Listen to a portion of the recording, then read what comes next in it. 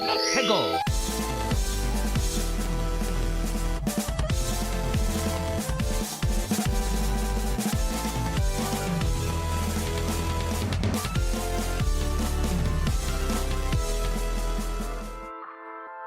Hello and welcome to another episode of the Ferret 64 podcast with me, your host, Yemmy the Ferret. Ferret 64 is, of course, the one-stop shop for video game news, occurrences, first impressions, and so much more. And goodness gracious, I may have one of the most epic rants today. I can feel it boiling in my stomach right now. Maybe that's just the Chipotle with extra hot sauce I had earlier. I don't know. But I am ready to go for this episode. We have some freaking crazy news, along with plenty of other things to talk about. So, we're going to jump right into the hot topic, which isn't really like a segment. It's just what I want to start out with, because, yeah, I think you'll know why. I think you know why already, actually. Big news! Okay, Xbox Game Pass is raising their prices. They've also restructured how the tiers work a little bit, but for context, pretty much all the tiers have either been rearranged or price adjusted. And there's also some new things that came to Xbox Game Pass as well. You can't argue that there isn't still value there, but at the same time, when the best valued was already the $20 price tag on Ultimate before, it's hard to really support the price hikes that are happening right now, especially after everything that Xbox has said and put us through over the past like 5 years at this point. It all started back with the Xbox acquisition of Activision. That is when I started to say that Xbox is going to go downhill because of the things that they were saying during that acquisition. They were woe is mean, saying, oh, we're third, we're dead last in the console wars. Of course, we need these studios. Oh, we're gonna do such great things with these studios. We're gonna revive Guitar Hero. We're gonna bring back the Tony Hawk games. We're gonna do all these different things. Have they delivered on some of those promises? Yes, they have. How many of those things were already in the works at Activision? I believe the Tony Hawk remakes were already in the works at Activision, so you can't even give that to Xbox. What did they do? They closed down so many studios inside of Activision. They laid off so many people. And what did we say? We said this has to be it, right? Now they've restructured. They've reverted their crews into the right direction. What are they going to do now? And what did they do? They released some mediocre games like Redfall and fucking, I don't know, Avowed. I'll call Avowed mediocre. Sue me. And what did they do? They kept laying people off. And then they started saying how profitable the services were and how profitable they were. They just said this, that they make $5 billion with a B from Game Pass subscriptions. That is what they said. They said, take out any development costs or anything like that. We net gain $5 billion. They literally just said that on an interview like Xbox podcast. And what do? 2 days later, they raise prices of Game Pass Ultimate. That is what they have done. So, today, sit back, relax, as I rip Xbox a new butthole, okay? Because I am not going to hold back. Do you know? You all know this. I have been talking about this month after month after month. Anytime Xbox Game Pass is in the conversation, anytime Xbox layoffs are in the equation, anytime anything happens Xbox that is negative, I've always been the one to point back and say Xbox is failing. Xbox Game Pass, it's a great service and it gives you a lot of value, but it sink. It steals their money essentially. They are putting these games that they are putting millions of dollars into, and they're putting them on this Xbox Game Pass service for $20 a month. And what happens? They don't make any money because they're not making more revenue from the sales. They lost. They lost so much money with Xbox Game Pass that $300 million was lost from the last Call of Duty release. But it's funny because weren't they saying that this was the best-selling Call of Duty? This was the Black Ops 6 was the best-selling Call of Duty ever? But no. But no.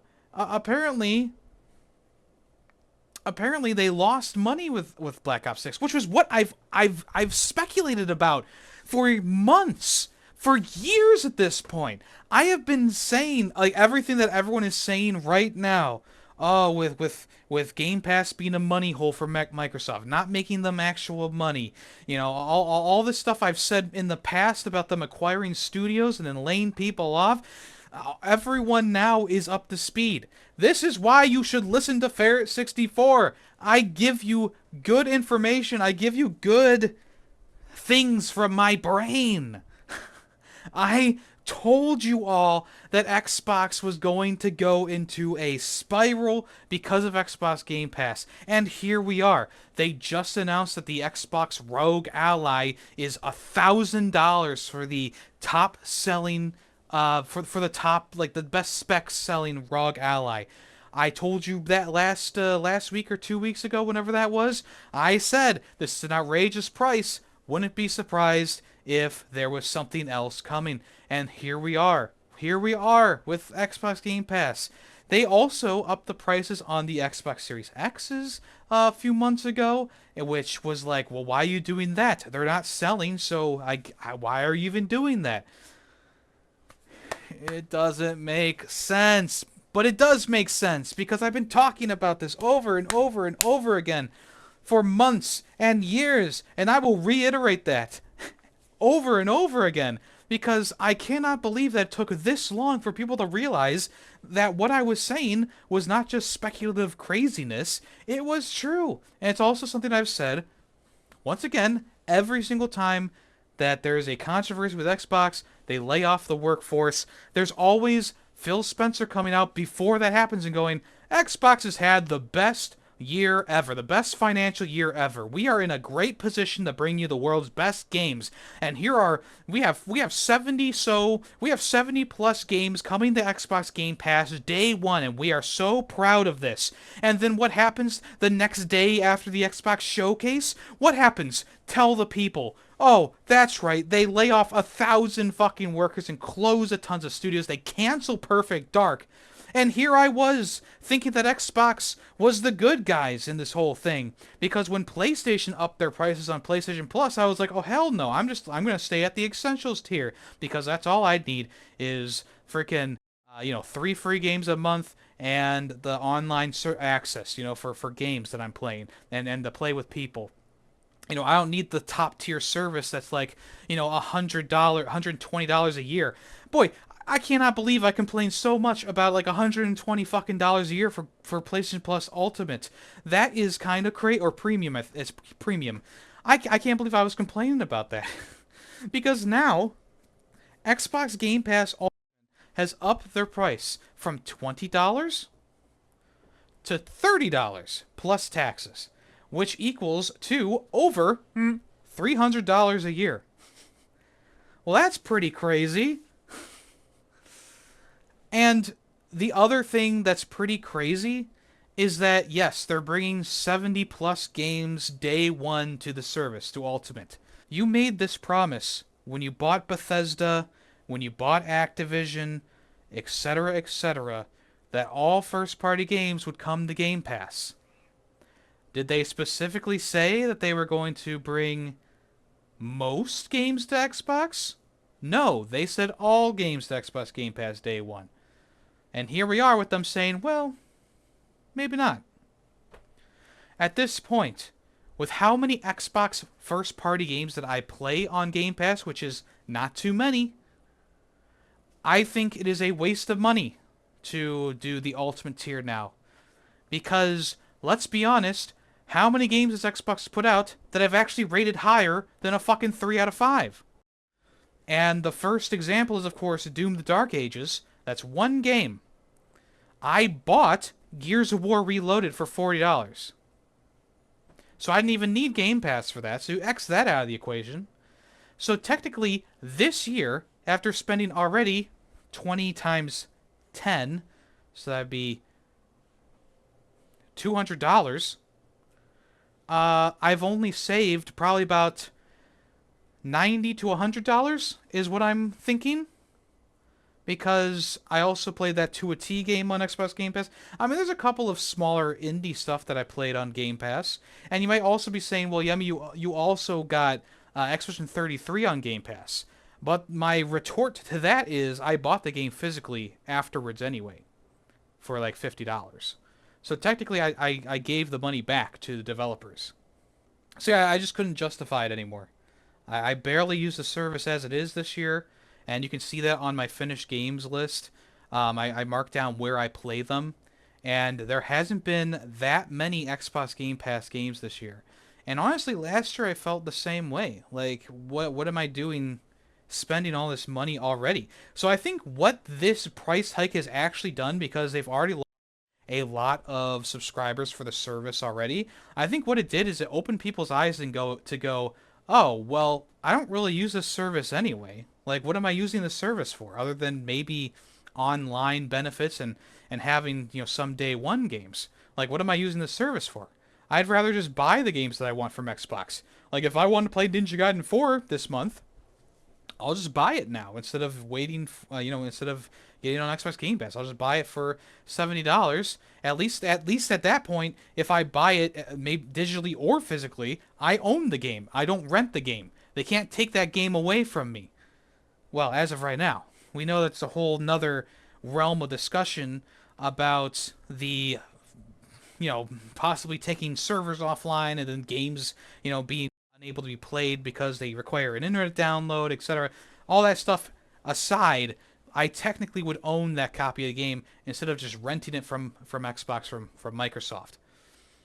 And you might be saying, well, yeah, if they're raising the prices by $10, $30 plus taxes a month, they had to do something pretty awesome in order to make those prices fair. And you might say that what they added was a load of shit, because they added the Ubisoft Plus Classics catalog. And do you know what that means?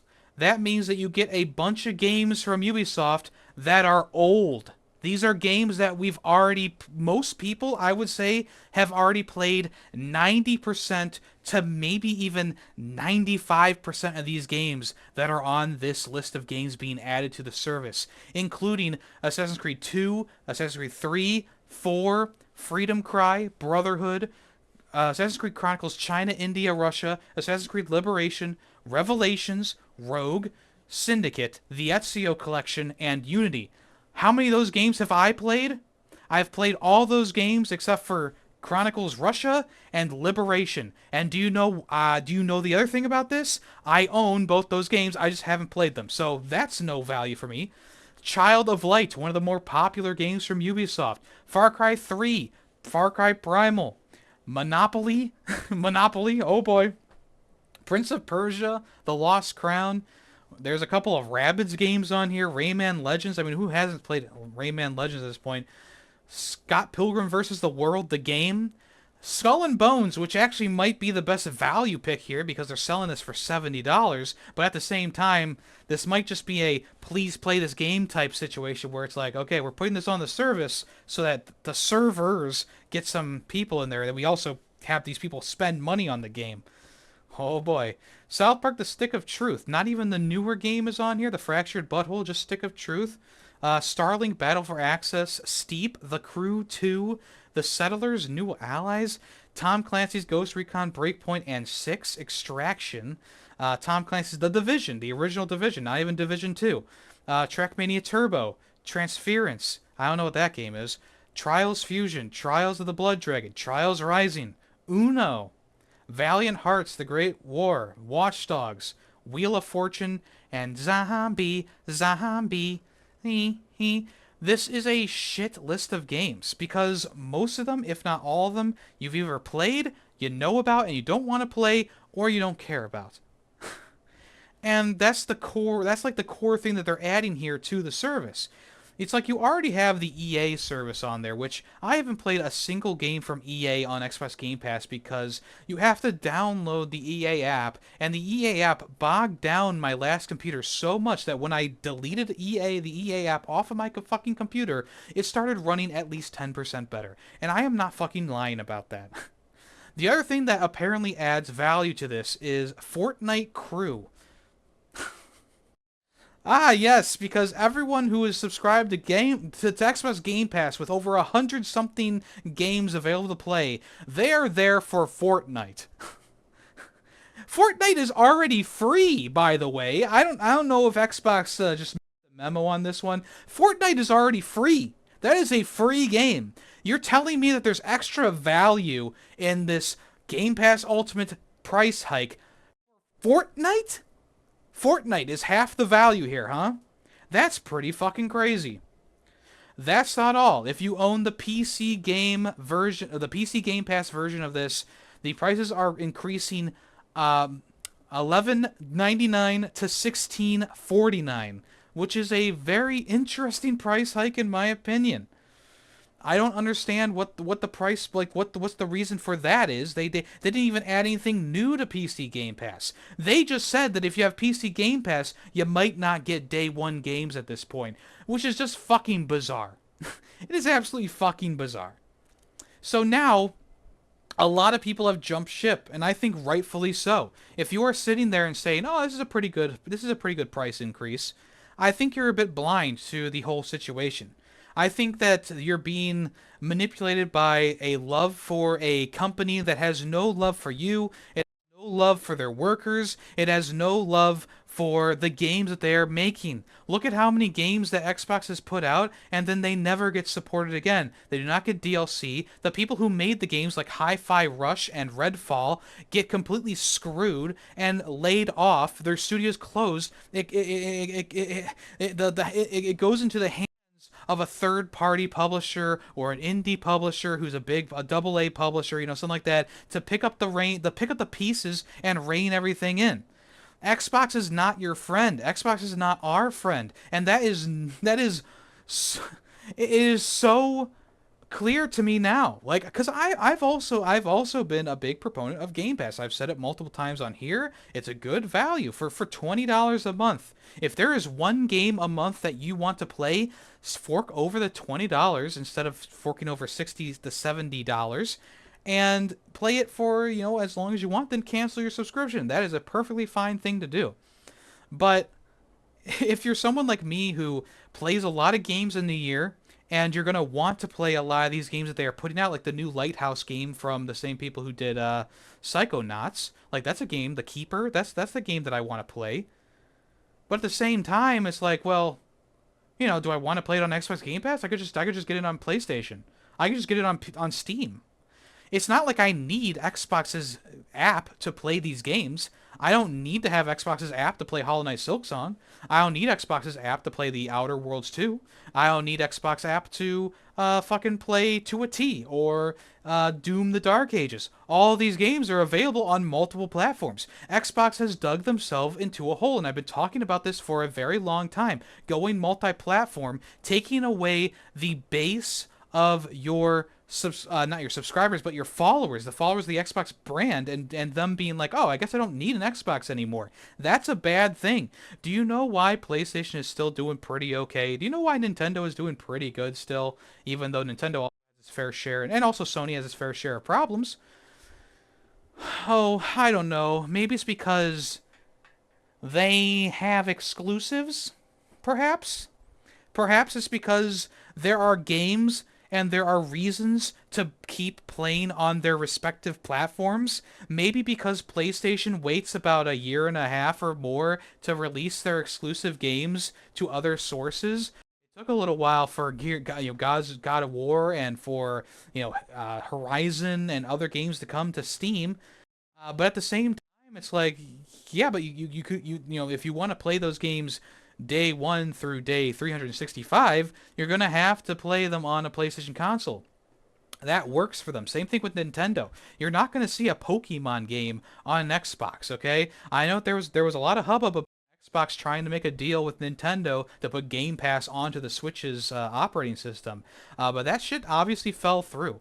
And I think it's mostly because Nintendo doesn't want Xbox branding on their consoles. And even though Xbox isn't that big of a competitor with them, obviously Nintendo takes the largest amount of the cake right now in terms of console and game sales.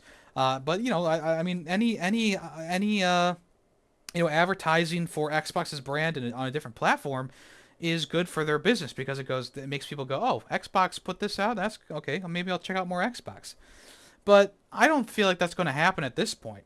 I mean, you can't really walk this one back, in my opinion. Like, they walked back the Outer Worlds 2 being $80, and I was like, well, okay, so they listened to the fans.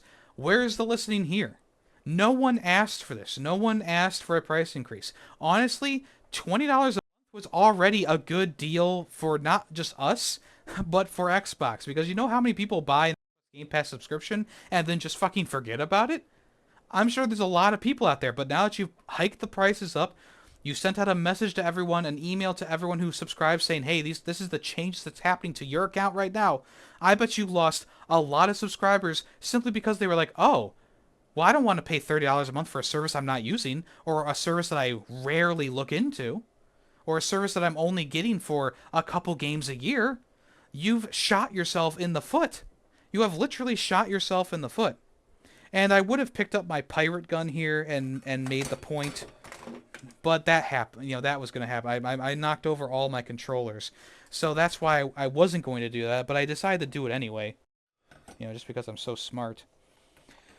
So what happened to the other services, you might ask? What happened to the other services? Well, the Essential tier was renamed from Game Pass Core to Xbox Essential tier, and it is $10 a month still, and it allows you access to 50 or so games to play across console and PC.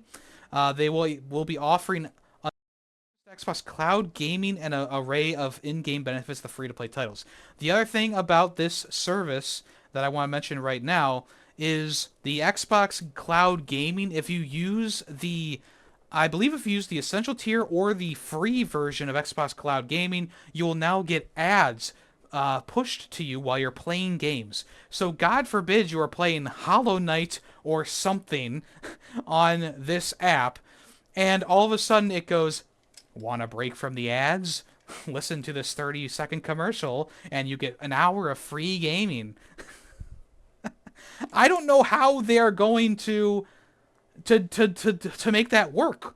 Like, are they gonna do the thing on Twitch where it like shrinks the stream you're watching a little bit, and then around the outside there's an ad for like an Xbox game? Are they gonna do the other Twitch way, which is completely pause the game or the stream that you're watching, and then put an ad on the screen for 2 minutes straight without the ability to skip? I don't know what they're going to do with that. I think it's another fishy thing. It's like, okay, you're really milking your free subscriber base, not even subscriber, your free user base for what? For what? A little bit of extra dough in your pocket, huh? I thought you guys were doing great. I thought you got $5 billion a year. I thought you made tons of money. I thought you were doing okay. Oh, so the stuff you were saying when you're buying Activision Blizzard was actually true, where you are in the shitter, and you do need as much help as you can get in the console market. Oh, that's kind of sad to actually hear, actually. Game Pass Standard, which is the $14.99 version of Game Pass, is being renamed to Xbox Game Pass Premium. This is staying at $15.99. It'll have the same benefits as Essential, but with access to 200 games instead of 100 games. New Xbox published games within the year of launch will appear on there, so you could get Call of Duty Black Ops 7 by the time that the next Call of Duty comes out. And there will be shorter wait times for Xbox Cloud Gaming. So this means that if you are a free tier or essential tier on Xbox Cloud Gaming and you want to play a game on Xbox Cloud, you have to wait in a tier, a list of people. So you get pushed to the top of that tier. I don't know how many people are using Xbox Cloud Gaming. I've only tried it a couple of times myself. At the same time, I feel like it's a pretty shitty thing to do, to make it so that the premium gets the first rights to your Xbox cloud gaming. Now, I understand. I understand. It's not like it is essentially, the fast pass of Xbox Game Pass cloud gaming, but at the same time it's like, okay, do you really need to do that? Is that really something that is a selling point your for your premium tier? Like, I don't get it.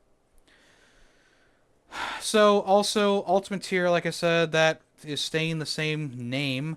You get the Ubisoft Plus Classics catalog plus a Fortnite Crew subscription. You get improved quality streaming and the shortest wait times possible for Xbox cloud gaming, and yeah, there's nothing else here. It's just like, hey, these are the two extra things, and then a little bonus thing, and that's worth an extra $10 or so a month. So yeah, I just it's one of those things where it's like, damn, this was a great deal in gaming, and now you've ruined it. You've essentially shot yourself in the foot with this. 75 plus game day one games in a year. That's what they're touting for the Xbox Ultimate Game Pass. And even though it sounds like a good deal, how many of those 75 games are you going to play? Are you going to play all 75 of those? Because if you play all 75, that's a pretty good deal. But if you're playing like 10 or so in a year, might not be the best deal for you. Might just be better to buy those games a la carte. I guess you can do the math yourself. Also, online console multiplayer will be available for all three tiers already, so there's nothing, different there. Um, yeah. This whole thing is just really rubbed me the wrong way, as you can tell. I mean, there's really nothing here that I feel like they can say to even try and make this seem better. And yes, I have already canceled my Xbox Game Pass Ultimate subscription. I am not using it. I was playing Call of Duty, but I stopped playing that quite a while ago when Battlefield 6 beta started up. And at this point, I don't see a need to go back. Black Ops 7, will I play that? Probably. I would have played it on Xbox Game Pass. That's why I had still had Call of Duty installed on my computer. But now, yeah, I can wait. Or maybe my curiosity will get the better of me. I'll just pay $70 for it. Actually, that's a better way for me to save money. Be like, I don't know if I actually want this. I was going to play it on Game Pass, but maybe I'll save my money, because who will want to play Call of Duty Black Ops 7 after Battlefield 6 comes out? In a statement from Xbox, they said, "We understand price increases are never fun for anybody, but we're trying to reinforce by adding more value to these plans as well. It's something we don't take lightly, and we're listening to the feedback of players and the community to try and provide them with more of what they are asking for." I'm sorry, who was asking for a price increase? Because, in my opinion, everyone was pretty happy and satisfied with Xbox Game Pass up until about 3 days ago. So I'm sorry, who was asking for a price increase for the service to go up to $300 a year?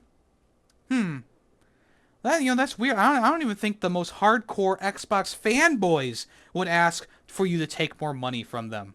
I feel like even if Xbox walks this back, which they won't at this point, they've already implemented most of the stuff that they're talking about. Yeah, I just feel like it's a lost cause. Xbox has officially hit the shitter.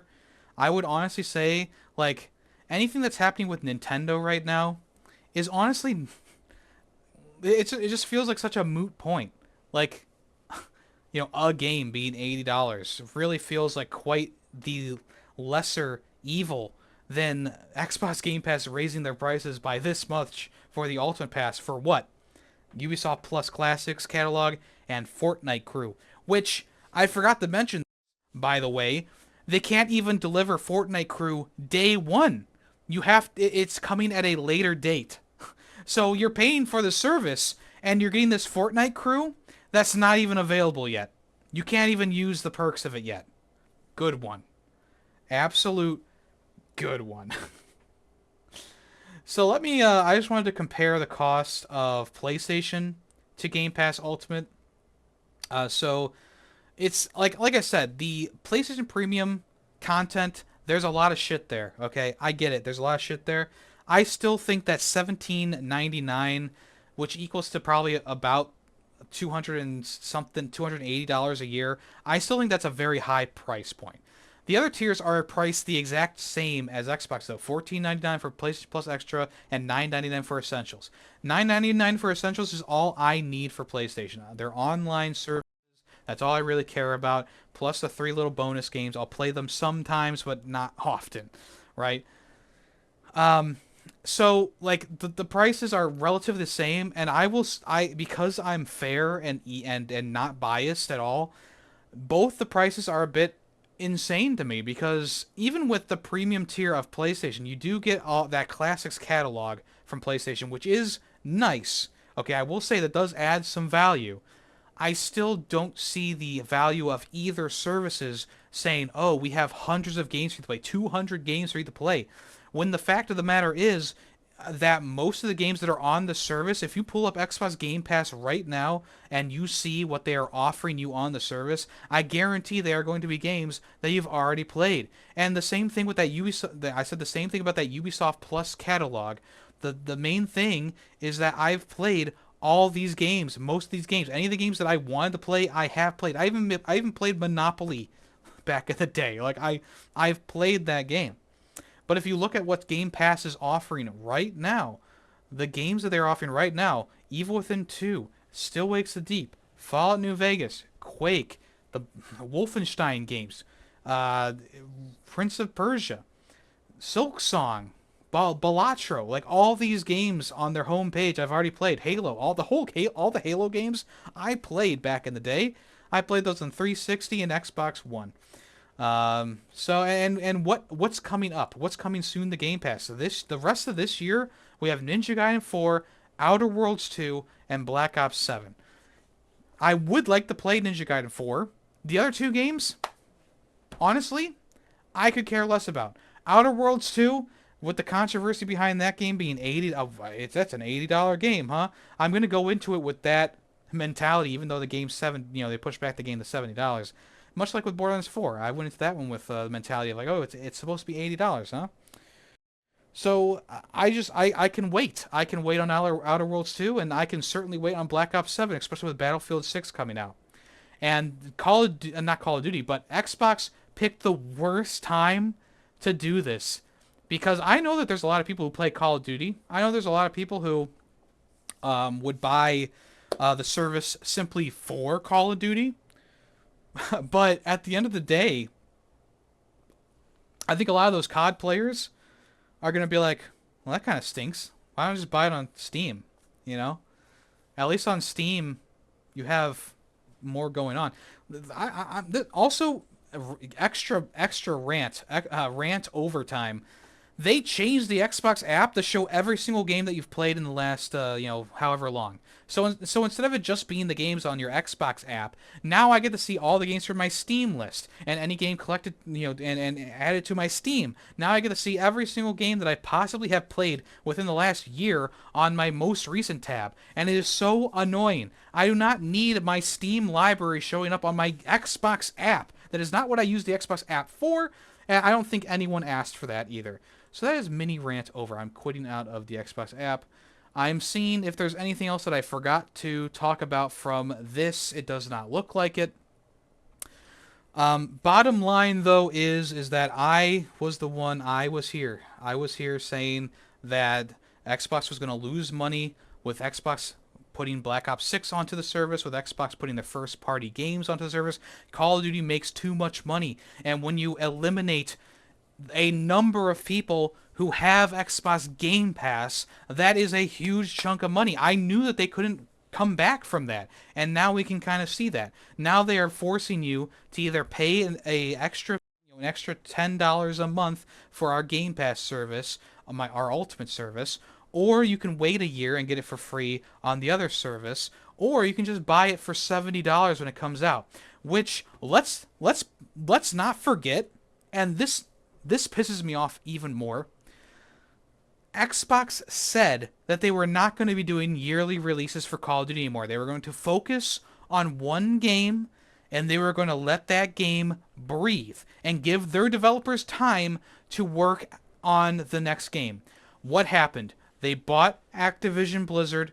Modern Warfare 2 came out, and because Xbox was buying Activision Blizzard, they pushed Modern Warfare 3 out before it was ready with a shitty story mode, remade maps from the original Modern Warfare 2 that did not work in the modern day, and a half-assed zombie-ish survival mode for Warzone. That's what you got for $70. That I forget that game, they sold that fucking game for $70, and I'm one of the dumbasses who picked that game up because I said Modern Warfare 2 was fantastic. I love that new Modern Warfare 2 game. And then you pick up Modern Warfare 3 and you go, what the fuck are they doing? So here we go. We're back here with Black Ops 6, and they're releasing Black Ops 7. And it's like, whoa. Now I'm a bit more concerned, because you were saying that you were going to put a slowdown on Call of Duty as a series. You were going to release like maybe a game and then wait a year and then release another game. What happened to that? What did happen to that?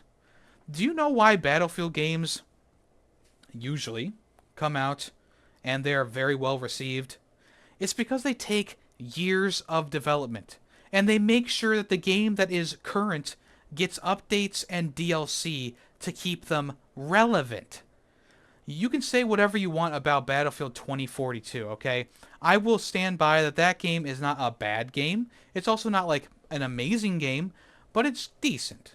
Okay, they ended up fixing that, putting out a bunch of free content, blah blah blah. Okay? You can't say that literally any other Battlefield game was not worth playing from the time between that game came out and the next game was released. Maybe you can say that if you want for Battlefield 2042, and maybe even Battlefield Hardline, in all honesty. But I had fun with Hardline. You know, it came out at like the perfect time for me. But at the same time, like, yeah, I mean, I could see Battlefield Hardline maybe being one of those times where it's like, okay, between Battlefield 4 and Battlefield 1, you know, Hardline came out. It's like, yeah, it was fine, you know. But that's the thing, like, Battlefield has been able to keep consistent quality and keep their games playing well because they're not a yearly release. And when they tried to do something a bit quicker, like Battlefield Hardline, it didn't really work out because it just, you know, it was essentially a Call of Duty clone at the end of the day.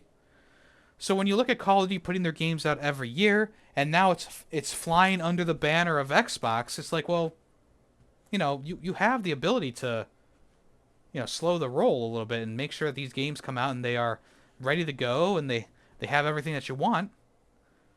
I guess we'll see what happens with Battlefield 7. Black Ops 7. That's the other thing too. Quality control has been an issue with Xbox for quite a long time now, and we thought that when they bought Bethesda, we would be getting better quality control. But look at the state that Redfall came out in.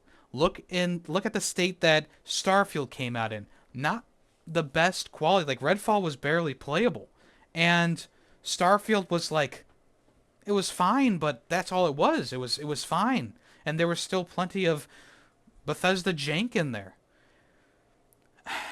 So it's like, well, what are you all doing? You know, like, you have the opportunity to have a little bit more oversight on these developers who have had problems. You know, you have the ability to slow these development processes down, right? You have the ability to do some checks internally and make sure that the games are looking and running great. And they want to come out in those showcases and say every single time, Xbox is in the best place that's ever been in, right? That's what Phil Spencer comes out, everyone applauds, the lights turn green and the spotlights come down, and he goes, here at Xbox, we've had the best year of our lives. And then everyone claps, you know, woo, yeah, oh yeah. And then he goes, we have some amazing games to show you. Every single game in this showcase is coming day one to Xbox Game Pass. And everyone also goes like, yeah, let's fucking go, you know? And then they show the games, and it's like, this game is coming in 2028, and it's going to be a great game. Like, that's not really a criticism there, but I just, you know, to have that front-facing, like persona of we're a great company, we do great things. But then internally, it's always like, well, Redfall was rushed. Oh, we're actually bleeding money from Game Pass and not putting Call of Duty out on the regular market, having that on Game Pass. Oh, we have to lay off 5,000 or something employees at this point. Like I feel like it's about 1,000 a year since they bought Activision, and then they just started hemorrhaging employees year after year, sometimes month after month, if I remember correctly. Now, if I'm speaking out of turn, I might be exaggerating the number a little bit, but I feel like it's been close to 5,000 employees let go. Countless studios closed as well by Xbox, but they want to come out at the Game Awards and be like, I would love to accept this Game of the Year award for what game released last year? Starfield. Starfield. Like that's what they want. They want that. They want to be like, I'm accepting this award for Starfield for Game of the Year. But you know what? You're behind in consoles. You're behind in quality control, and you're also behind in putting out games that are memorable, that make an impact. Okay? No one is going to really remember Starfield 5 years from now. Want to know why? Because the launch of the game was bad and the DLC afterwards was not well received. Do you know why people don't really talk about games like Redfall? Well, probably because that game came out so poor, was so bad that no one really talks about it. Do you want to know why Doom: The Dark Ages is one of my favorite games from this year? It's because you could tell that Xbox's fingers weren't in every corner of that. There was no battle pass. There was no needlessly added on multiplayer mode. There was no online requirements. It just had a badass story, good feeling gameplay, and it was a fairly long game, about 12 to 15 hours. And I was like, this is satisfying. I love this. And it doesn't feel like Xbox even had a finger in this. They kind of let the studio go. That's when Xbox is at their best. If you are actively putting your fingers and meddling with something like Call of Duty or blah blah blah blah blah, we can tell, and the games are worse for it, I think. And once again, maybe I'm just spitballing. Maybe I'm just angry right now because one of the best deals in gaming is no more. Like, what's the best deal in gaming at this point? Nintendo Online for $10 a month gets you online access plus the NES service, SNES service, and Game Boy, and the Sega games. That honestly might be the best thing in gaming right now. That kind of sucks because it's not even that great of a service either. I mean, it's better than it was on the Switch generation, but you kind of need the expansion pass service to get the full effect of that, and that's an extra, $5 or whatever. So honestly, I don't even know what the best deal in gaming is. Probably something on Humble, get 10 games for $5, something like that. It's just sad. It's sad and it's annoying. Mostly, it's mostly annoying in my opinion. I'm gonna save $30 a year on Game Pass, but then I'll spend probably about an extra, I don't know, $100 a year on games from Xbox. So, I guess it is less in general per year. But yeah, I like, you all know this. I've been a big proponent of Xbox Game Pass. I have been Game Pass fan number one. But this is no longer a good deal in gaming. This is we raised the prices and are giving you some old ass games and a Fortnite subscription that is not even worth anything right now because we couldn't activate it yet. That is what we are giving you for $10 extra, and the service itself is fine.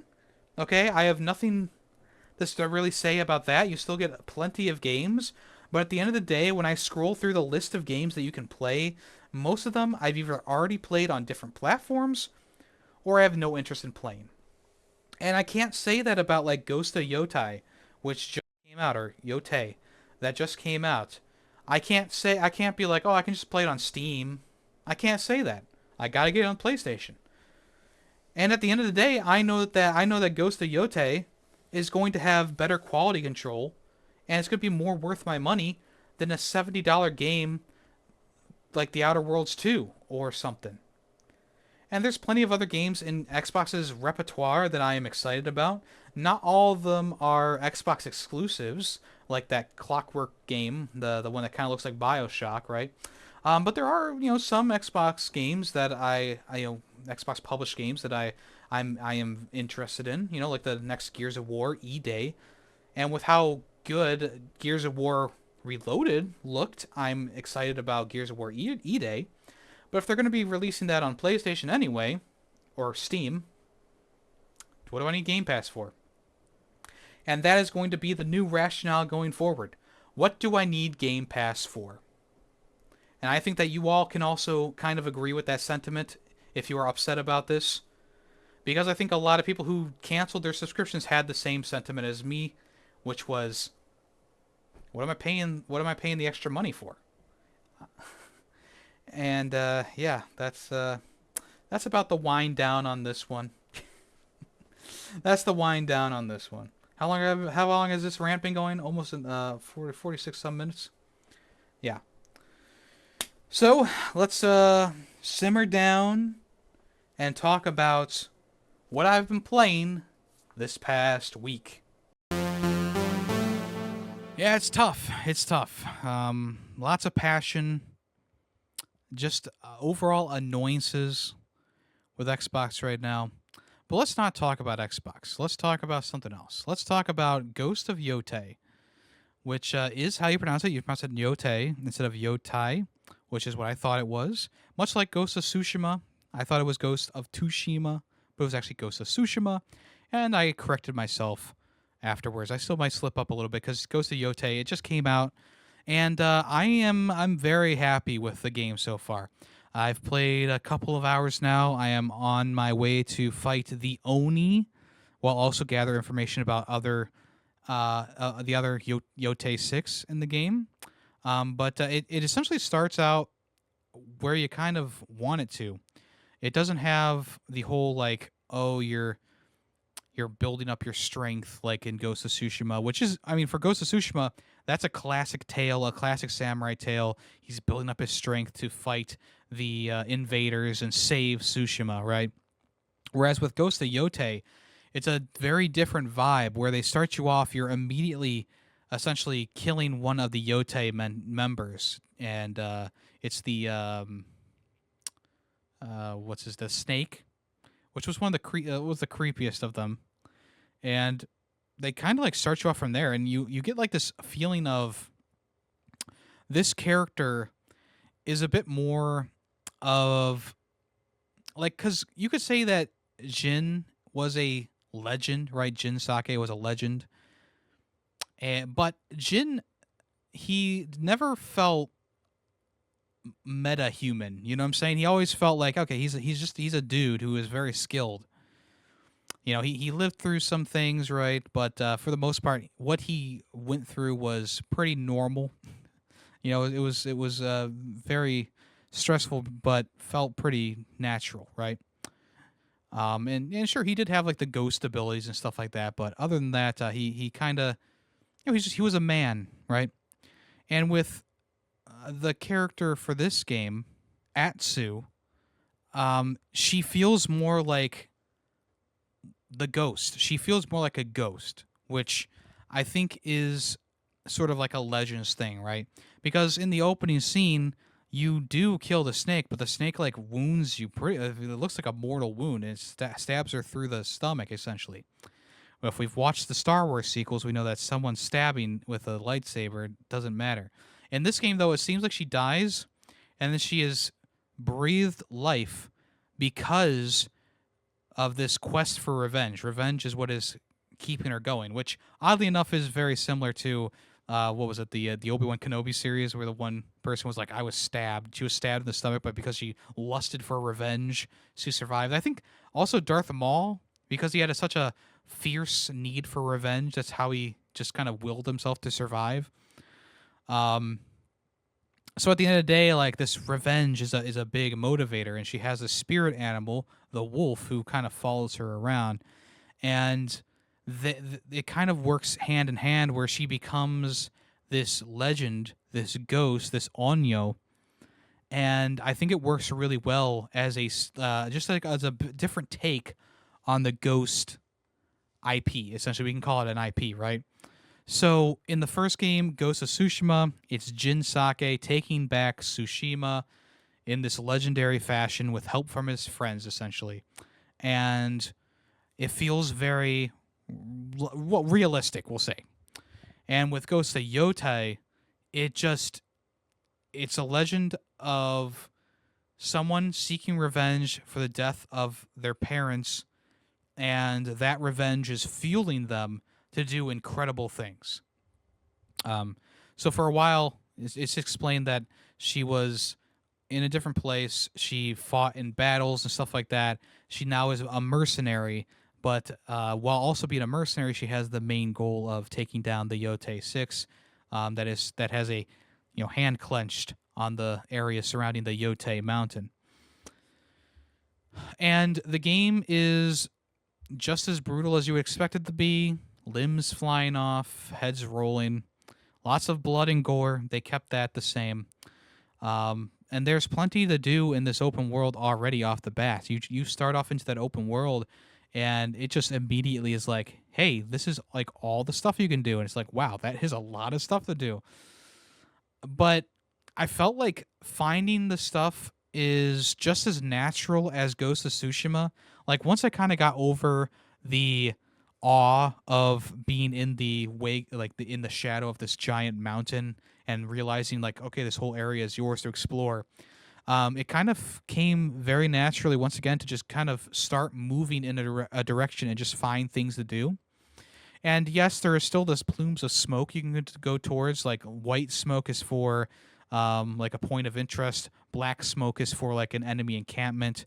So you can kind of go towards those things. But along the way, you'll find like little side missions and little things popping up. There will be people in the world who are just kind of like waiting to talk to you. I know it sounds a bit basic, but they're kind of sitting. Like one of the first people that I met was this monk who was trying to find an altar that was hidden around there. And because you had grown up in this area, you help him find this altar and pray at it. And they use that as like a tutorial, quote unquote, to let you know, like, okay, shrines are things you want to find because they give you a skill point when you find them. Which I thought was very clever, because you could easily just run past him and not worry about that monk. But because, it's Ghost of Yotei and it's an open world game, you kind of feel the need to stop and say, hey, what's this monk doing?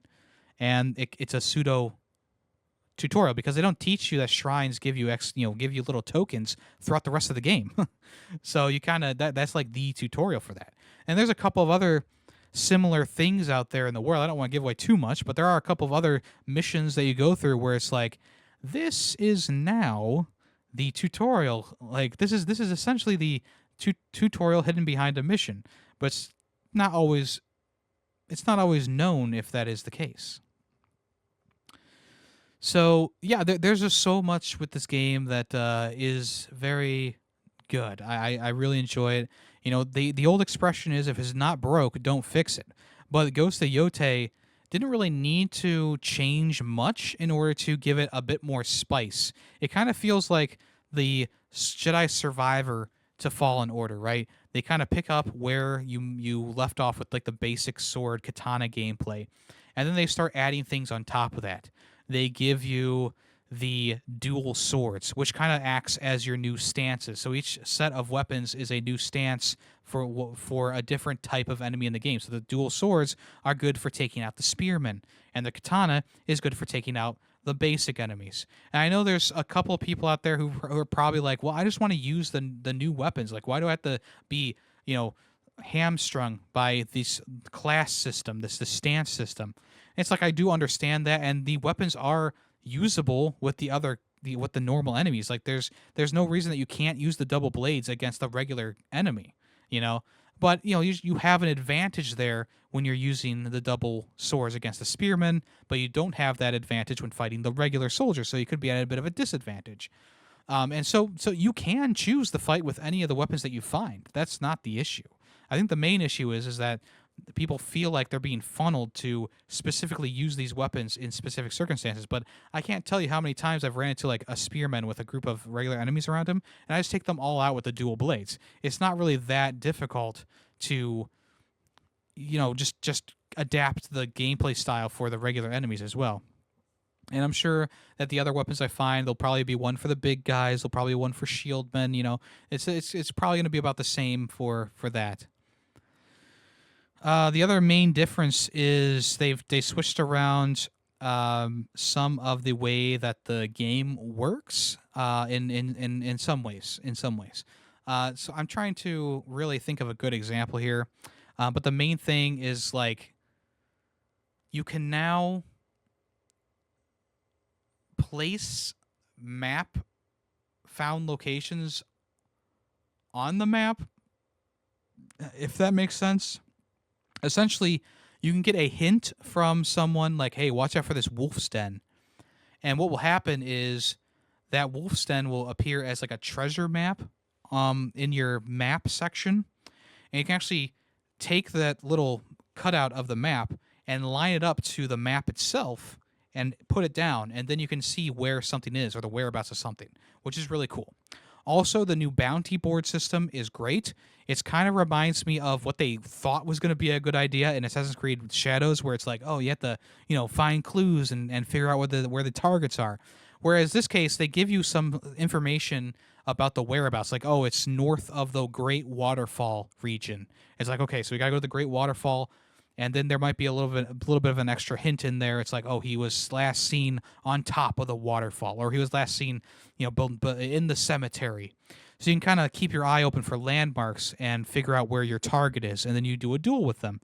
And because I think they're really hammering this in, Atsu is not a like normal like samurai, right?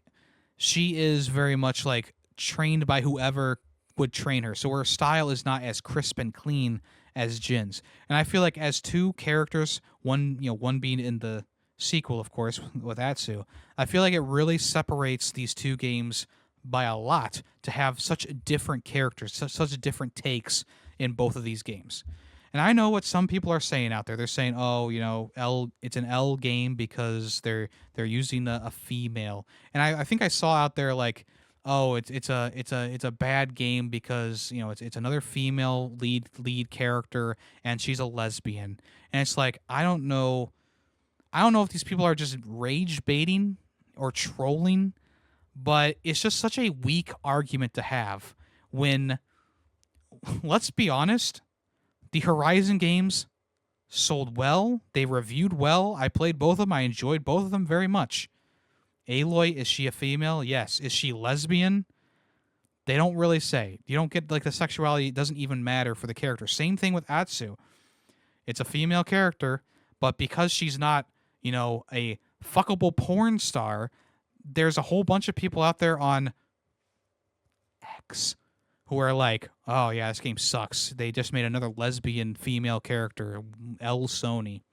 And it's like there's so much more to this character than just the fact that she's a woman. They don't like I haven't even gotten a hint that what her sexuality could be, because it doesn't matter in the long run, right? And I get it. Last of Us Part 2 really pushed the LGBT stuff to the forward, and I know there's a lot of people who are uncomfortable with that stuff. But it's 2025, people. It's time to get over it, okay? It's time to get over it. Get over your bigotry and your distaste for the LGBT community.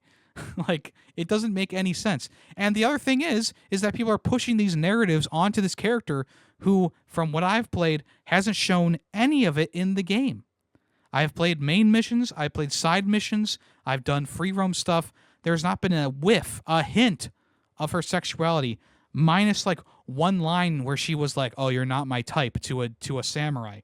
And I was like, is that the line that they're taking to say like, "Oh, she's lesbian"? At the same time, once again, it doesn't even matter. We respect everyone on this podcast, and if you don't like that, that I support the LGBT community, then this is not the podcast for you. You should unfollow and get the hell out of here.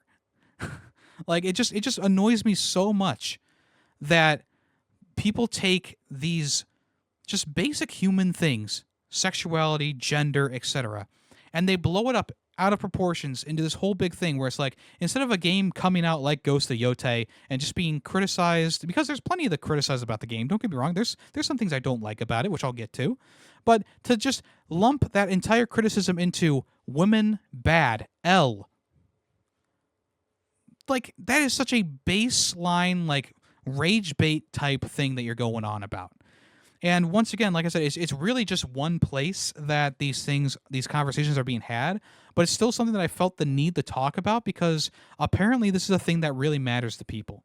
And there and most people are who are in the middle of this conversation are already afraid that the next game from Naughty Dog is going to be another, lesbian nightmare. And it's like, what happened to like lesbians being hot? Like, I think that's still one of the top categories on Pornhub.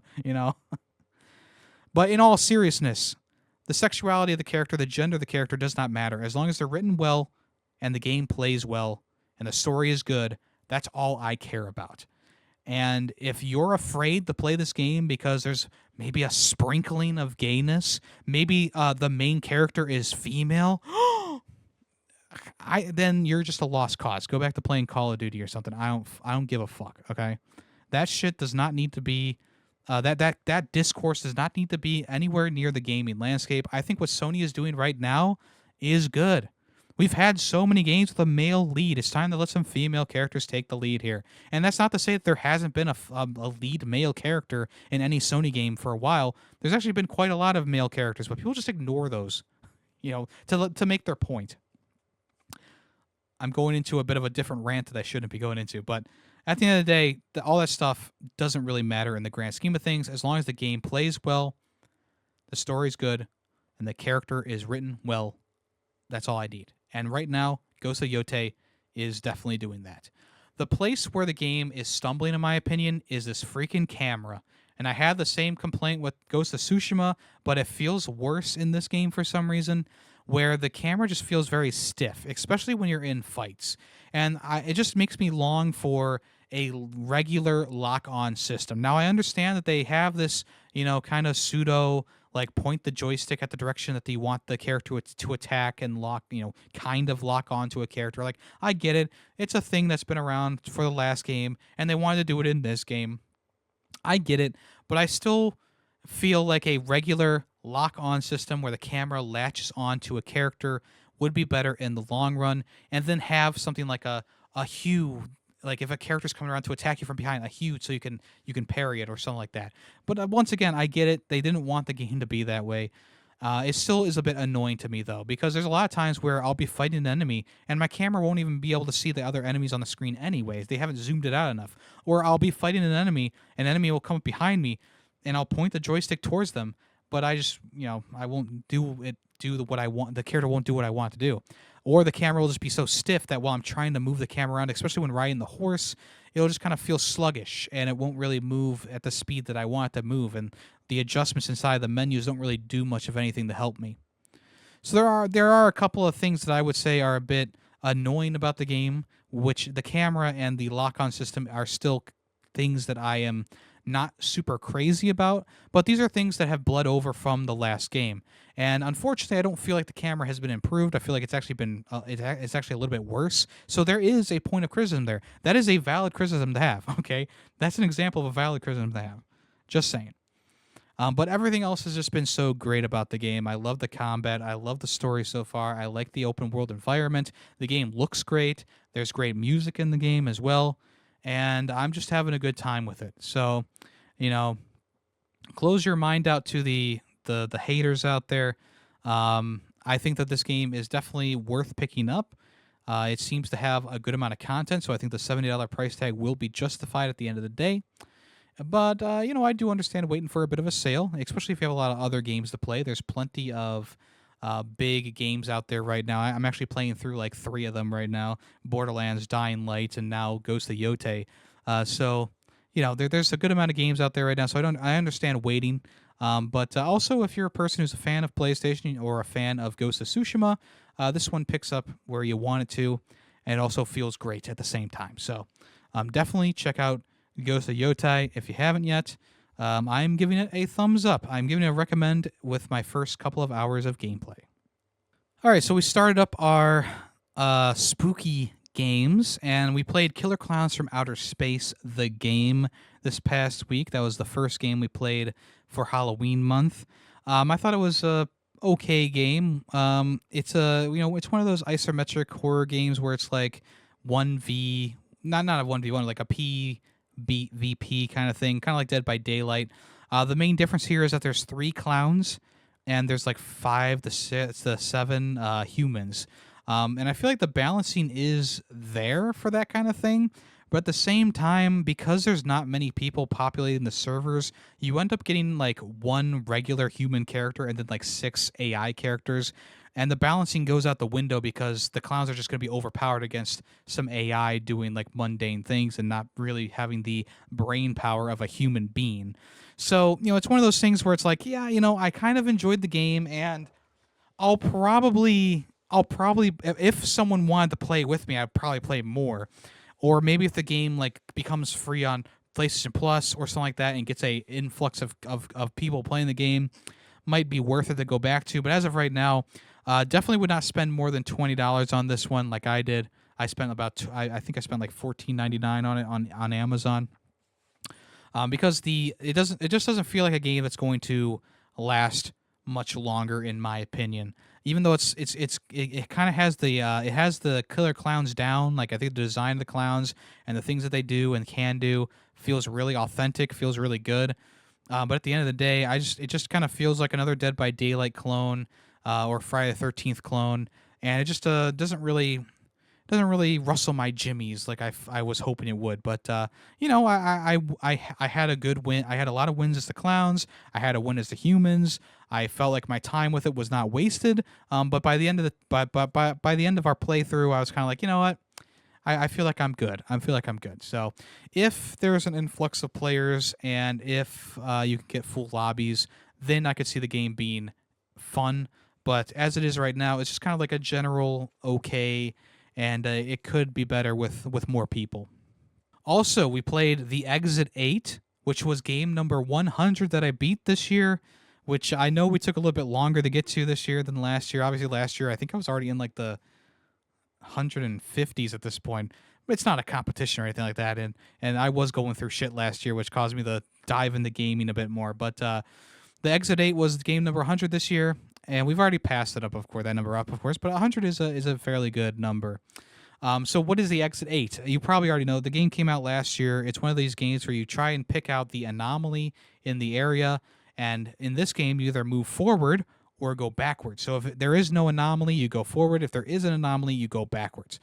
And I thought the game had a really good idea. It had a solid gameplay loop. This liminal space inside of the subway station was perfect for this type of thing. And I found myself having a lot of fun checking every corner, really taking a good look at everything, investigating with my little magnifying glass to see if I could, spot any anomalies. And I found myself having so much fun with that. It's a quick playthrough, and it's not too bad of 100% either if you want to go for that. And they recently actually added like 10 or 20 more anomalies into the game too, which is pretty fun as well.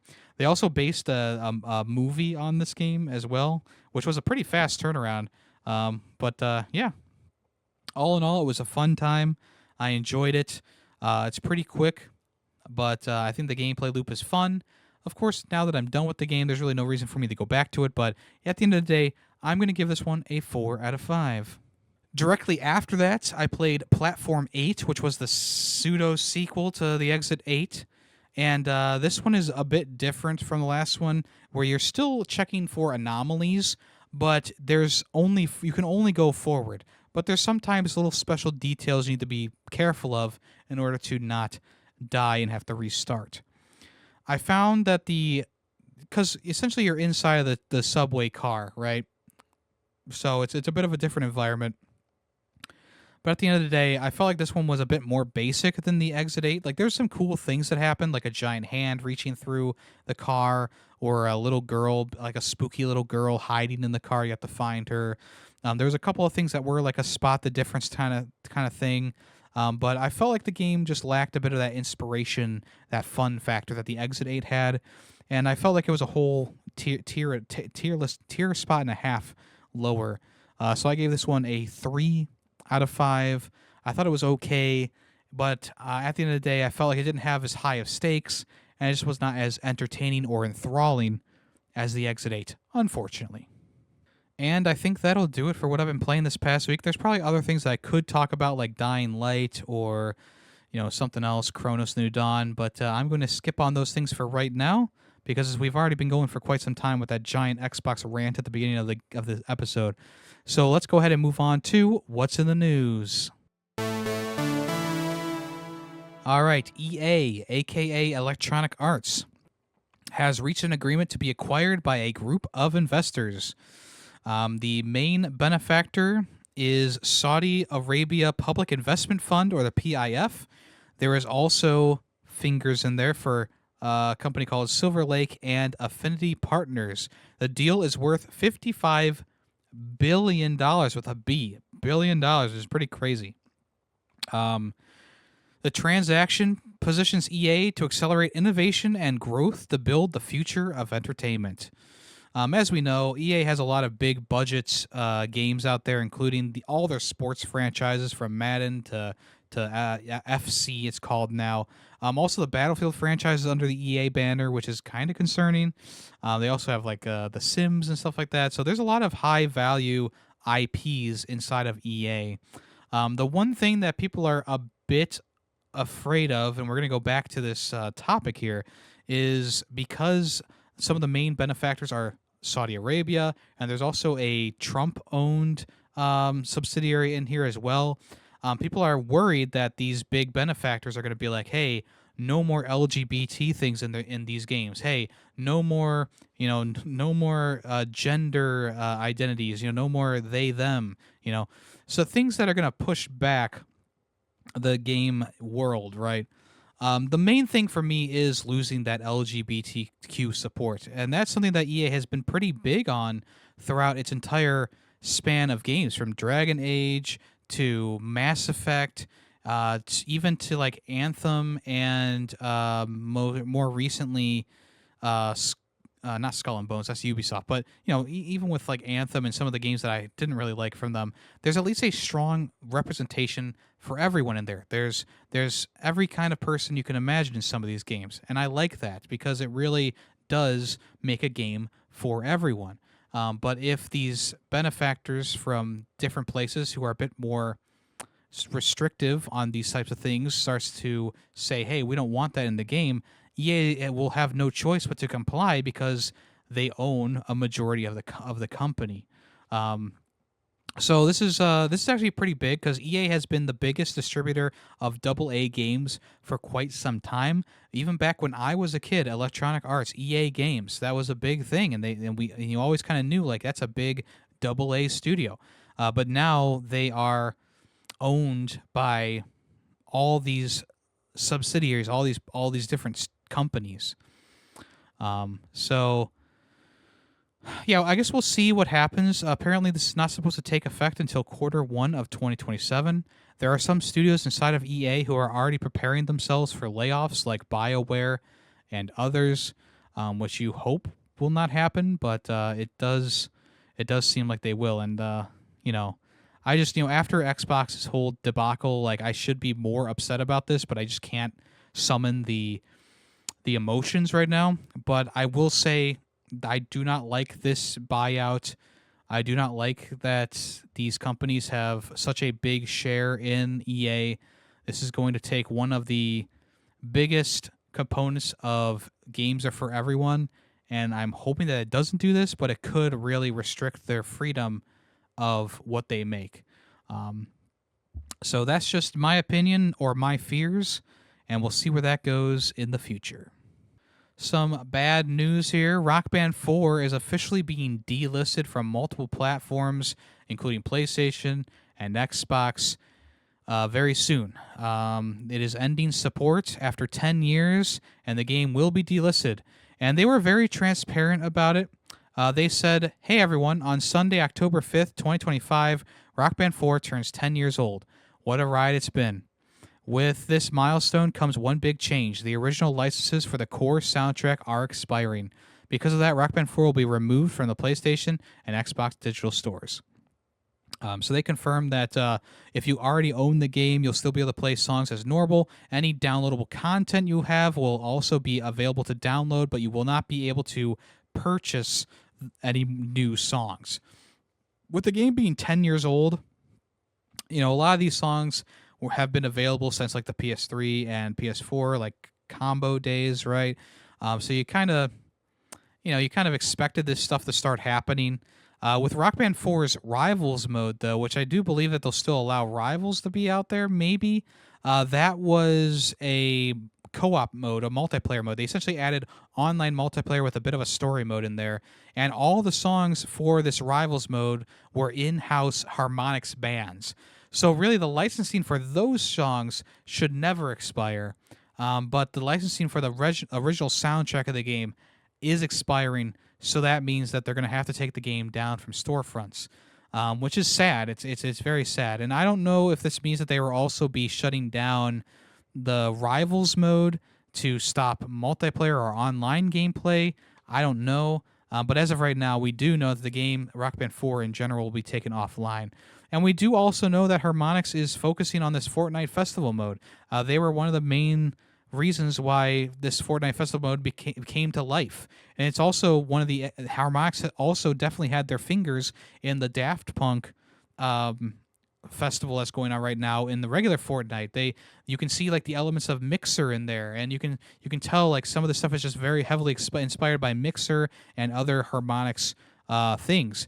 And if you've played Fortnite Festival, you kind of know, like, yeah, it is very much like a Rock Band type of deal. And, even though I would love to have another Rock Band, I just don't see that happening ever again, simply because of how Harmonix was bought out by Epic, and then how Epic has been having them make stuff for Fortnite Festival and for Fortnite. So even though I'm glad that these people still have jobs and they're still doing something with the rhythm game genre, it is also sad to see like most, if not all, of their games are being delisted at this point. I mean, Mixers has been gone for a couple years now, and that was a pretty fun concept. Rock Band 4 is obviously going away, and the other past Rock Band games have already been delisted from various storefronts as well. And it is one of those things where it's like you can't really re-up those contracts for these songs unless you want to spend a lot more money, which money that they're not going to have a new influx on from a new game or anything like that. It's they're going to let these things expire because they know that there's really not going to be any give back from the Rock Band community at this point, because either you already own all the DLC you want for the game, or you're just not playing the game anymore, right? And with them being owned by Epic, I'm sure Epic is not going to want to re-up the songs for the game either. Maybe they'll re-up the songs for Fortnite Festival, but they're not going to re-up them for Rock Band 4, unfortunately. So, yeah, Rock Band 4 is closing its doors. Right now, the standard game plus the Rivals expansion is about $10. I remember at one point I had like 5 copies of Rock Band 4 Rivals, and it's because I had to keep buying new guitars, because the guitar quality was actually pretty bad for the Rock Band 4 in general. Even through the days of Rivals, when they put out those new, better quality guitars, they just would not last that long. It's not like I was beating them up or anything like that. In the band in the box sets as well had games in them, and I actually bought a band in the box for the Rivals mode too. None of the equipment inside the boxes lasted long enough, and I think that was one of the core reasons why I kind of stopped really wanting to support Harmonix for that time, is because they just would not put better quality stuff out there.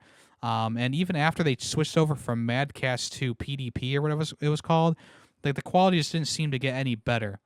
Which is why I was hoping for a new Guitar Hero game to come out that would have a better quality guitar, but this just hasn't happened. And then the Rift Master came out, and I was like, that's fine, but honestly, haven't really used it enough to justify the purchase. There's also those new Gibson-inspired guitars that are available out there now, which I talked about a little while ago, and those ones seem to also be good quality. I just haven't felt the need to test them out. I don't really play Clone Hero too much anymore, even though I still really enjoy rhythm games, don't get me wrong, but it's one of those things where it's like I just haven't really had the need to to play something like that right now. And if I do want to play it, I have my original Xbox 360 Explorer guitar, so there's that. All right, Terminator 2D No Fate has been hit with a delay again. Now it's going to be releasing on November 29th, 2025. In a statement from the publisher, they said, "Hi, everyone. We wanted to share an important update on the release of Terminator 2D No Fate. The game will now launch on November 26th, 2025. This adjustment is due to our ongoing global trade and tariff changes that delayed shipment of the components for the Day 1 Collector's Editions. Because we are committed to launching all editions together, this new date applies to both physical and digital releases worldwide. We truly appreciate your patience and understanding, and we're sorry for this further delay. The team is working hard to make sure that the wait is worth it, and we cannot wait until Terminator 2, Terminator 2D No Fate is in your hands this November. So yeah, kind of the par for the course. A smaller publisher out there having some trouble with the new tariff stuff going on, which is unfortunate. The game still looks fantastic, and I definitely would like to pick this up day one. And we'll just have to wait a little bit longer for that. All right, Bandai Namco is shutting down another Pac-Man Battle Royale game. This time, it's Pac-Man Mega Tunnel Battle Chomp Champions. So if you don't recall, this originally came out in May 9th of 2024. So it did last a year, which is more than you can say for something like Concord. But Bandai Namco has announced that it will be shutting the game down on its social media. The game will end services on December 31st, 2025. Product sales will end on November 1st, 2025. So in a post, they said, Pac-Man Mega Tunnel Battle Chomp Champions. We'd like to share an important update regarding Pac-Man. The product sales will end on November 1st. Gameplay services will end on December 31st, and the game will no longer be playable. There are physical editions of this game that you can get, I'm pretty sure. At this point, though, because it's going to be just essentially a blank disc with a non-functioning game, probably not going to go up in price, so don't worry about that one. It's not going to be like John Wick Hex or anything like that. But yeah, if you don't remember, I believe the original Mega Man Tunnel Battle was a Google Stadia exclusive that was shut down in like 2020 or something like that. And then there was also the Pac-Man 99, which was also shut down on the Switch. That was a Switch exclusive, which is unfortunate because that ended in 2023. And that was a very good 99 game. I really liked that one. But yeah, they're deciding to shut down another Pac-Man game. I'm not sure how many people are playing this one, but it seemed like a fun concept, but I never played it myself. Finally, for the news, here are the games that are up for awards at the Golden Joysticks 2025. And there's a good amount of things here that you might want to look into. Best Storytelling, we got Claire Obscura Expedition 33, Silent Hill F, Blue Prince, Mafia the Old Country, Lost Records Bloom and Rage, and the 100-line Last Defense Academy. I have no clue what that last game is. Best Multiplayer, Battlefield 6, which isn't even out yet, Peak, Elden Ring Night Rain, Split Fiction, Mario Kart World, and Rematch. Best Visual Design, we have Death Stranding 2, Expedition 33, The Midnight Walk, Ghost of Yotei, Sword of the Sea, and Assassin's Creed Shadows. Best Indie Game, we have Blue Prince, Citizen Sleeper 2, Wanderstop, Skin Deep, Despelite, Herdling, Abiotic Factor, Baby Steps, Caves of Quad, and Deep Rock Galactic Survivor. Best Indie Game, Self-Published, Hollow Knight Silksong, Hades 2, Sword of the Sea, Peak, Keep Driving, Spilled, Lonely Mountain Snow Riders, Deltarune, Promise Mascot Agency, and Consume Me. The Still Playing Award, we have Minecraft, Dead by Daylight, Helldivers 2, Nakara Blade Point, Satisfactory, Call of Duty Warzone, Marvel's Rivals, Fortnite, Apex Legends, Tom Clancy's Rainbow Six Siege X, GTA Online, and Warframe.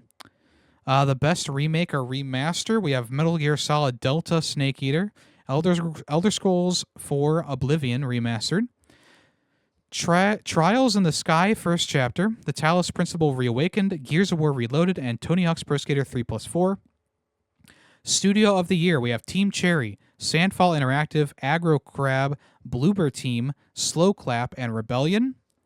Best Game Expansion, Indiana Jones and the Great Circle, The Order of the Giants, Lies of P Overture, No Man's Sky Voyagers, Atomfall, The Red Strain, Assassin's Creed Shadows, Claws of Awaji, and Still Wakes the Deep, Siren's Rest. Best Audio Design, we have Ghost of Yotei, Battlefield 6, Donkey Kong Bonanza, Death Stranding 2, 2 Point Museum, and Chronos The New Dawn. Best Soundtrack, we have Expedition 33, South of Midnight, Silent Hill F, Eric Solm, The Stolen Dream, Deltarune, and Sword of the Sea. Best Lead Performer, we have Jennifer English as Malay, Troy Baker as Indiana Jones, Tom McKay as Henry in Kingdom Come Deliverance 2, Alex Jordan as Jan Dolsky from The Alters, Erica Ishii as Atsu from Ghost of Yotei, and Adrienne Ray, who's Hazel in South of Midnight. Best Supporting Actor, Troy Baker as Higgs in Death Stranding, Jim High as Eric from Kingdom Come Deliverance 2, Ben Starr as Verso in Expedition 33, Lucy Griffiths as Elva from Eric Solm, The Stolen Dream, Logan Cunningham from Hades 2, and Marios Gravelis, who played Emmerich Voss in Indiana Jones. PC Game of the Year, we have Hollow Knight, The Altars, Kingdom Come Deliverance 2, Peak, Abiotic Factor, and Dune Awakening. Console Game of the Year, we have Donkey Kong Bonanza, Monster Hunter Wilds, Ghost of Yotei, Death Stranding 2, Sonic Racing Cross Worlds, and Mario Kart World. Damn, okay. Best Early Access Game, we have Grounded 2, Schedule 1, Nine Kings, Repo, Skate, and White Knuckle. Best New Hardware Release, we have Nintendo Switch 2, Nintendo Switch 2 Pro Controller, WD Black SN8100 NVMe SSD, Elgato Facecam 4K, Razer Blade 16, and the AMD Ryzen 9 9950X3D. Best Game Adaption, Devil May Cry on Netflix, Arcane Season 2 on Netflix, The Last of Us Part 2 on HBO, a Minecraft movie, Secret Level from Prime, and Sonic the Hedgehog 3 from, the movies. Best Game Trailer, Grand Theft Auto 6, Battlefield 6, Rhythm Doctor, The Expanse, Osiris Reborn, Romeo is a Dead Man, and Kingdom Come Deliverance 2. Most Wanted Game, there's a lot here. Grand Theft Auto 6, which is probably going to win. Resident Evil Requiem, The Witcher 4, Black Myth Zong Kui, Lego Batman Legacy of the Dark Knight, 007 First Hours, Exodus, Subnautica 2, Light No Fire, The Expanse, Intergalactic, The Heretic Prophet, Saros, The Blood of Dawnwalker, Crimson Desert, Kingdom Hearts 4, Marvel's Wolverine, Hell Let Loose Vietnam, OD, Onimusha Way of the Sword, and Resonance: A Plague Tale Legacy. So that's all the games right there. I feel like there's a couple of games that have a very good chance of winning in multiple categories, like Expedition or Battlefield 6 or Death Stranding, etc.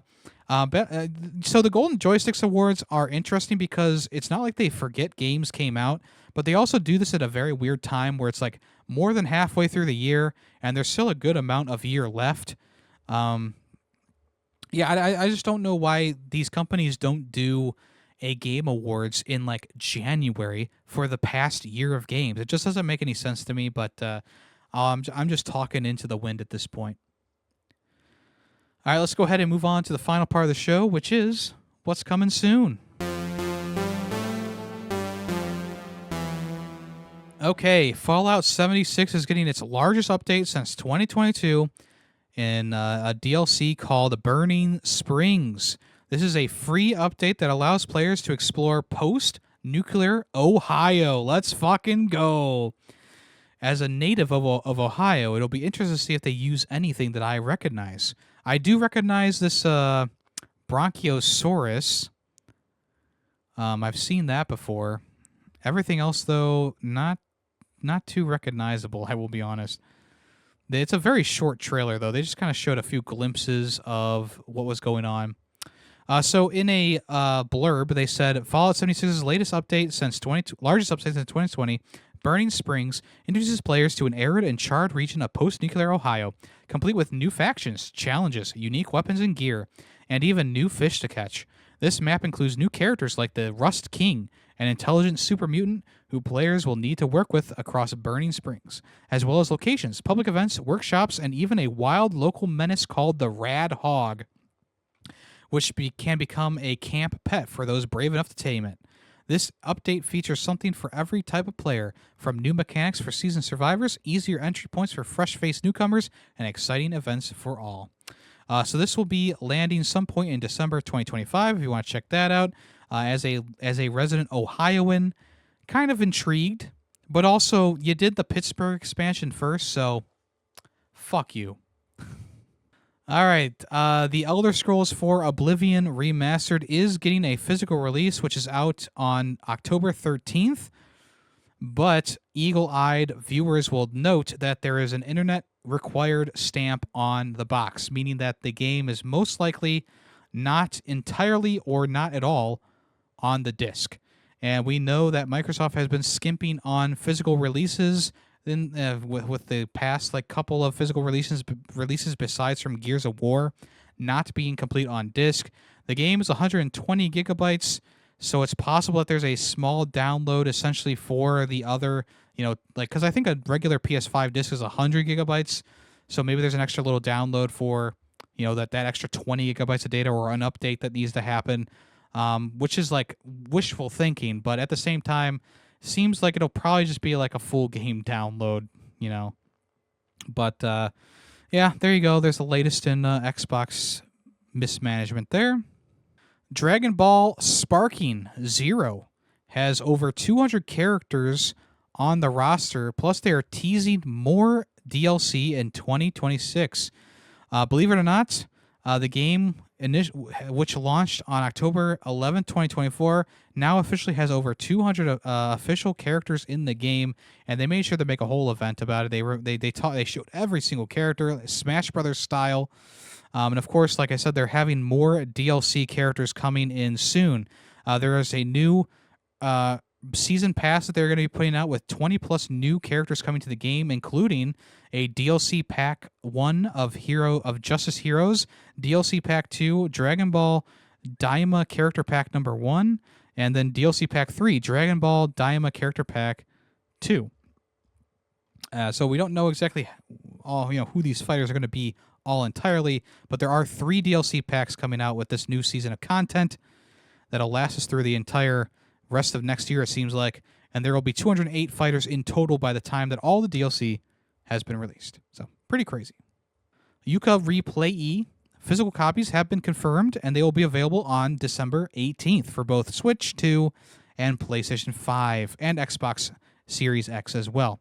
The physical edition for the PlayStation, Switch, and Xbox will include the base game, or a physical cartridge for Nintendo Switch 2, a collectible game map poster, and an exclusive character sticker pack. And all versions are priced at $50. I personally did pick up, or I did pre-order a copy of this because, as I've talked about before, I did have a hand. I did send some money their way when they were developing the game. So I kind of feel obligated to pick it up. Even though I didn't really enjoy the game itself, and I still really don't have fond feelings towards it, I'm hoping that the Replayee, which I'll probably play on stream, will satisfy my 3D platformer love. And I do have high hopes. For this. So Yooka-Replaylee confirmed for December 18th physical release. And finally for today, we got a new trailer for SpongeBob SquarePants Titans of the Tide. They showed off Sandy Cheeks being crazy. They also showed off like a snowy area as well. But essentially in this game, I believe you can switch between like Patrick and SpongeBob kind of on the fly, essentially. And they both have unique ways to traverse territory and whatnot. It seems like Sandy, in her crazed state, is a it's a boss. I would say it's a boss. So we already talked about the pre-order bonus, but there's also DLC coming with new skins in it called the Title Season Pass. It's going to include Pinhead Patrick and Spooky Brain, like the ghost version of SpongeBob from that Halloween episode. I think it was like the original Halloween episode where Patrick like cuts off all his sponge and reveals his brain. That's the version that you're getting there as well. In a blurb, they said, "Please welcome Dirty Dan and Pinhead Larry to the battle against Hibernation Sandy. Get a first look at the frosty twist on the beloved jellyfish fields which you encounter before braving the climb to Mount Bikini." So the game is going to launch on November 18th on Switch, PlayStation, Xbox, and Steam for $40. And I think that's a pretty fair price for a SpongeBob SquarePants game. This one looks pretty good, and I probably will be picking it up because I am a bit of a SpongeBob whore. But the last 2 games in the SpongeBob series have been fun, with the Patrick Star game and the last 3D platformer SpongeBob game. I thought those were really good. And Battle for Bikini Bottom was fine. I mean, I wasn't like ecstatic about it, but I thought it was fine. So, they keep improving with each of these iterations. So I'm guessing this one's hopefully going to be even better than the last one. Just as a little side note here, the Switch 2 version of the game is a game key card. So be warned about that. And that wraps it up for this episode of the podcast for today, folks. Very do much appreciate you swinging by, saying hi, listening to my ever so amazing ranting about Xbox Game Pass. If you want to go ahead and give the video a like and or a rating on Spotify, I would very much appreciate that. Also, a review on Apple Podcasts goes a long way. Let's go ahead and listen to today's song of the day.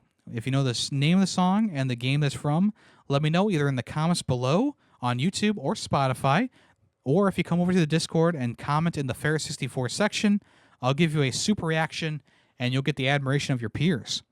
Let's go ahead and listen to today's song right now.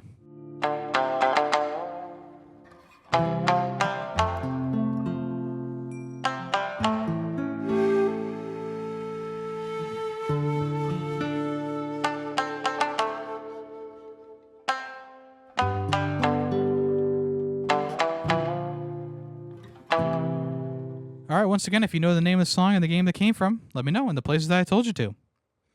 All right, folks, thank you so much for listening to this episode of the podcast. I know it's another long one. I guess I was kind of expecting that first part to go on for as long as it did, but, it is what it is. It is what it is. So I appreciate y'all listening. If you want to check out anything else I do, it's all at Yemmy the Ferret, whether it be on YouTube, Twitch, Twitter, etc.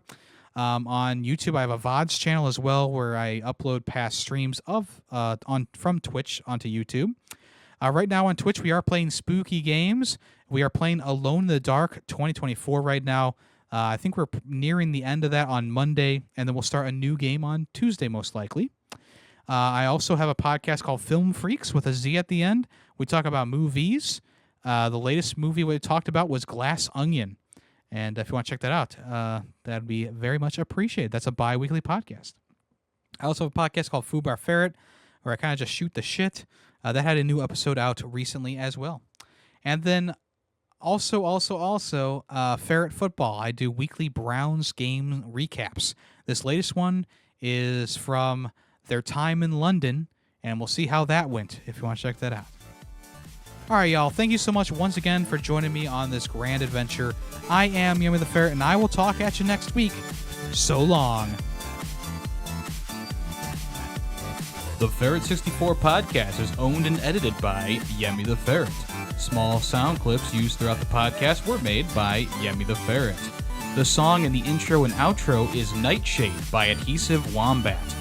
The Ferret64 logo was made by Player2P2. News sources include PushSquare.com, NintendoLife.com, and PureXbox.com. All opinions, video game related, are my own. Thank you for listening.